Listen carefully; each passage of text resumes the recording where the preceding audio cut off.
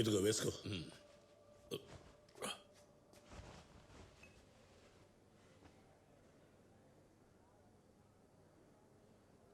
నీ మనసులో ఎంత బాధ ఉందో నాకు తెలుసు. అదేం లేదు. నువ్వు వాడికి కాస్త టైం ఇవ్వు, వాడంతటి వాడే వచ్చి మాట్లాడతాడు. ఇక్కడి నుంచి చాలా బాధతోనేగా వాడు వెళ్ళాడు. మర్చిపోవడానికి టైం పడుతుంది.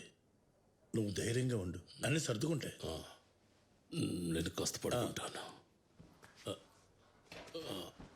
జాగ్రత్త, నెమ్మదిగా.